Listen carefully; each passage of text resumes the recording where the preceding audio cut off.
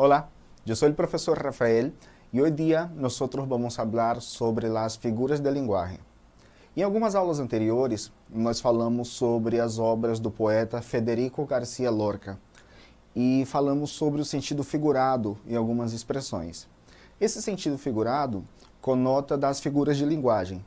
As figuras de linguagem fazem parte de todos os idiomas. Dentro da língua espanhola isso não vai ser diferente. Alguns nomes dessas figuras são muito semelhantes ao português. Hoje, nós vamos falar especificamente sobre metonímia, ironia, pleonasmo e metáfora. Bom, olha aqui no slide. Figuras de linguagem. Quando se habla de figuras de linguagem, estas se refieren a esas formas utilizadas en la literatura para dotar a las palabras o frases de mayor expresividad y significado. Las figuras de lenguaje también son conocidas como figuras retóricas o figuras literarias y son un recurso muy utilizado por los escritores. Entre las figuras de lenguaje se puede encontrar metáfora, hipérbole, eufemismo, ironia, símil o comparación, metonímia, sinestesia, antítesis, paradoxa. Essas figuras de linguagem, como já disse anteriormente, fazem parte tanto da língua portuguesa quanto da língua espanhola e de outros idiomas. Temos aqui um pequeno poema do poeta Federico Garcia Lorca. Olha aqui no slide. O poema se chama Canción del Mariquita, ou Canção da Joaninha. El mariquita se peina en su peinador de seda. Los vecinos se sonríen en sus ventanas postreras. El mariquita organiza los bucles de su cabeza. Por los patios gritan loros, surtidores y planetas. El mariquita se adorna con un jazmín sin vergüenza. La tarde se expone extraña de peines enredaderas.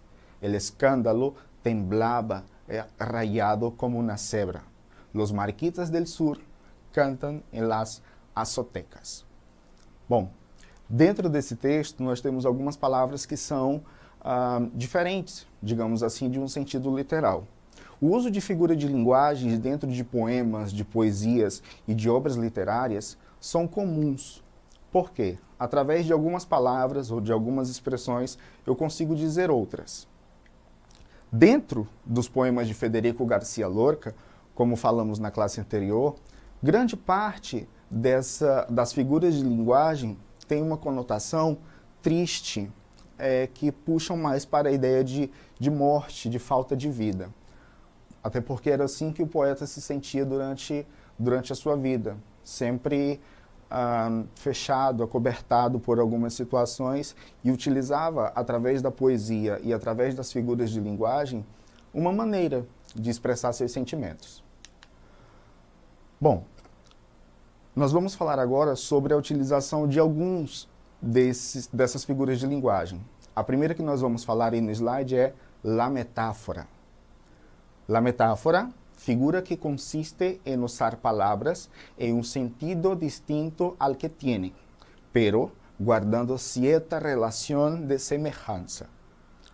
Temos aqui dois exemplos. Olha a primeira frase. Mi pensamiento es un río subterráneo. E um segundo exemplo que diz, las perlas de tu boca. A metáfora vai ter a ideia de dizer com outras palavras algo que tenha sentido com aquilo que queira dizer. Ou seja, é falar com outras palavras aquilo que se pensa, ou falar de uma maneira mais profunda, digamos assim. Na primeira frase que diz, mi pensamiento es un río subterráneo. Meu pensamento é um rio subterrâneo. Significa dizer que a pessoa tem um pensamento profundo. E na segunda frase que diz, las perlas de tu boca. As pérolas da tua boca. Nesse sentido, as pérolas representam os dentes, ou seja, os dentes sendo comparado a pérolas. Então, nessa ideia, nós temos uma metáfora. Uma segunda figura de linguagem que vamos falar é la metonímia. Figura que consiste em designar uma coisa com o nome de outra. com la qual se tem uma relação de cercania, de proximidade. Primeira frase que temos aí no slide é: representaram um Shakespeare.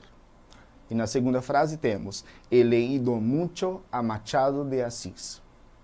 Na primeira frase, representaram Shakespeare, eu tenho a ideia de dizer que o ator ou a atriz representou um papel perfeitamente como as obras de Shakespeare, que são consideradas obras quase perfeitas.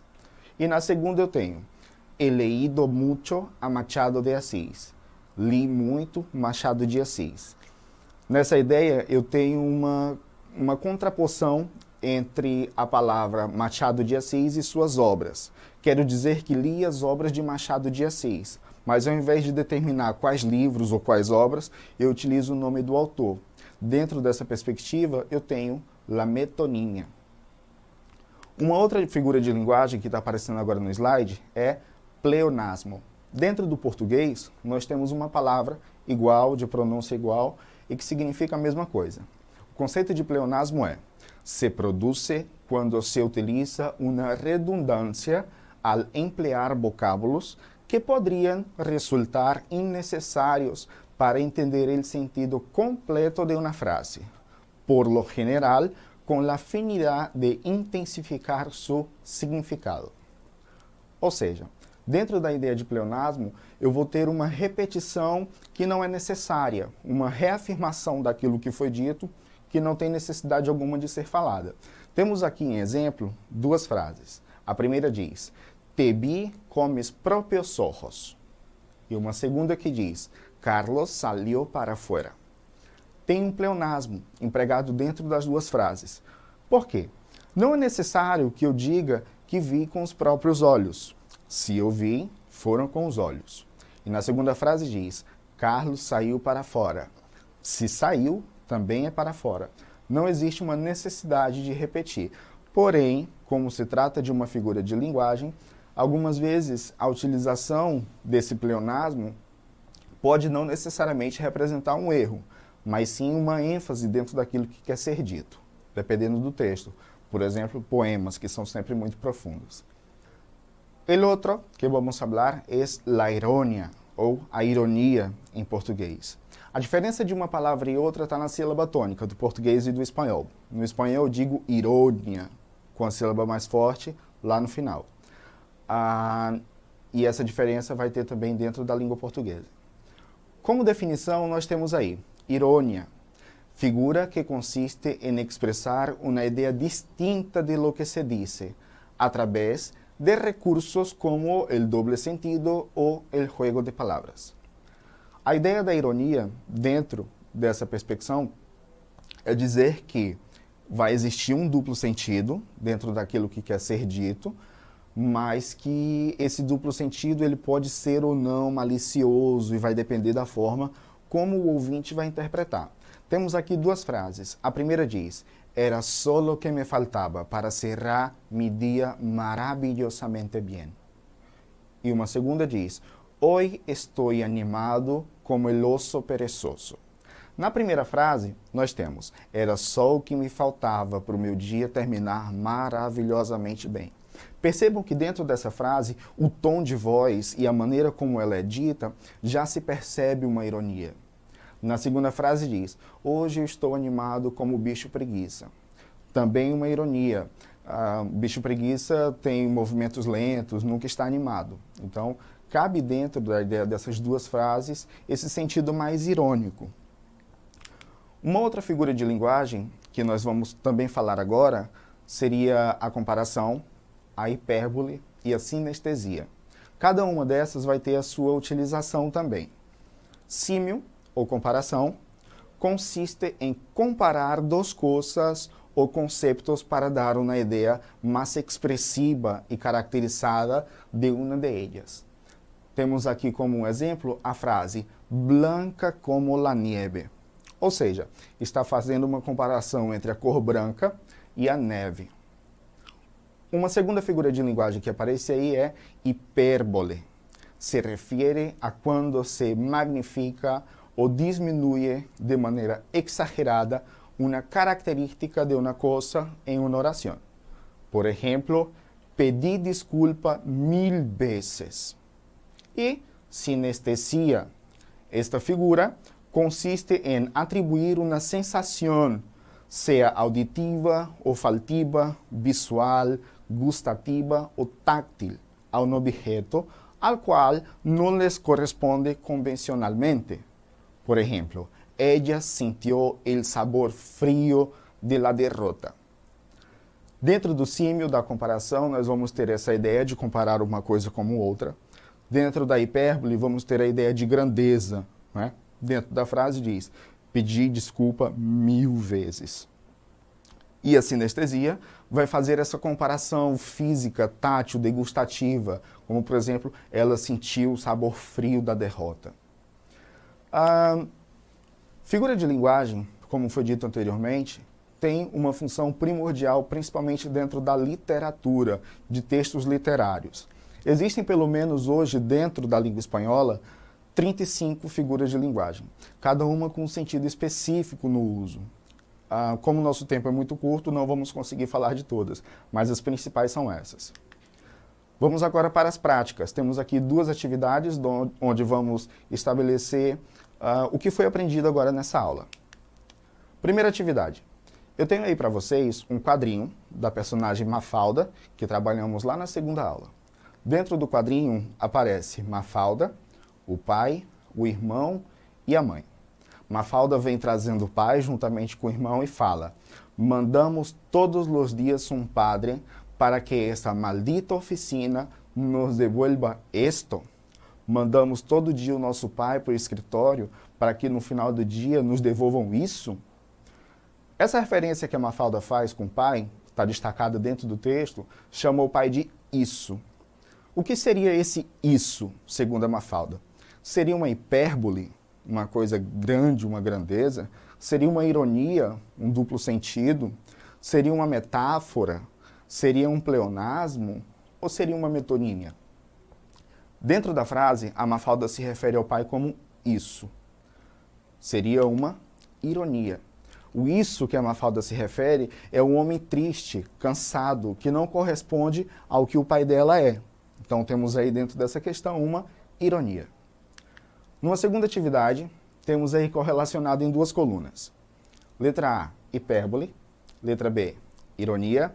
Letra C, metáfora, pleonasmo, metonímia, símil e sinestesia. E ao lado, temos o que representaria o significado de cada uma dessas. Número 1, repetición. Número 2, grandiosidade. Número 3, comparación. Número 4, sensación. Número 5, relação de sentido. Número 6, doble sentido. E número 7, profundidade. Hipérbole representa uma grandiosidade, grande como el cielo. Ironia tiene la idea de doble sentido dentro de lo que se habla. Metáfora tiene la idea de profundidad, hablar de manera más profunda, ¿sí? Pleonasmo tiene la idea de repetición, necesaria o no. Metonímia tiene la idea de relación de sentido. Símil tiene la idea de comparación. Y sinestesia tiene la idea de sensación, ¿no? Como explicamos antes, el sabor frío de la derrota. Bueno, la importancia de reconocer figuras de lenguaje está en el facto de que tal conocimiento, además de compreender figuras, é importante. Compreender a figura de linguagem dentro de sentidos literários nos leva a entender melhor os textos. Ter uma base fundamentada para isso, como leituras anteriores, conhecimento de mundo, e tudo isso vai ajudar muito a compreender as figuras de linguagem. Muito obrigado, e para mais aulas como essa, acesse a plataforma Eduque, disponível aqui embaixo. Até a próxima!